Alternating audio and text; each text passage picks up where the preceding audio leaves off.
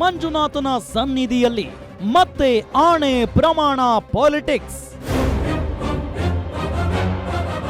ಧರ್ಮಸ್ಥಳ ಶ್ರೀ ಕ್ಷೇತ್ರಕ್ಕೆ ಬರಬೇಕು, ಆ ಶ್ರೀ ಕ್ಷೇತ್ರದಲ್ಲಿ ತೀರ್ಮಾನ ಆಗಬೇಕು. ವಿಜಯೇಂದ್ರ ನಿರ್ಧಾರಕ್ಕೆ ಅಡ್ಡ ಮತದಾನ ಅಷ್ಟೇ ಅಲ್ಲ, ನೈಜ ಕಾರಣ ಏನು? ನಾವು ಧರ್ಮಸ್ಥಳದ ಪುಣ್ಯಭೂಮಿಯಲ್ಲಿ ತಗೊಂಡು ಹೋಗುದು ಸರಿಯಲ್ಲ. ನಮ್ಮ ಈ ಇದರಲ್ಲಿ ಧರ್ಮಸ್ಥಳವನ್ನು ಎಳೆಯೋದು ಬೇಡ. ಧರ್ಮಸ್ಥಳಕ್ಕೆ ಒಬ್ಬರೇ ಹೋಗಿ ಆಣೆ ಮಾಡ್ತಾರಾ ಬಿಜೆಪಿ ರಾಜ್ಯಾಧ್ಯಕ್ಷ?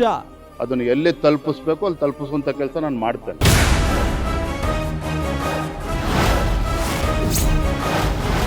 ಆಣೆ ಪ್ರಮಾಣ ಪಾಲಿಟಿಕ್ಸ್ ವೀಕ್ಷಿಸಿ ಗ್ಯಾರಂಟಿ ಸ್ಪೆಷಲ್ ಬೆಳಗ್ಗೆ 9:30ಕ್ಕೆ.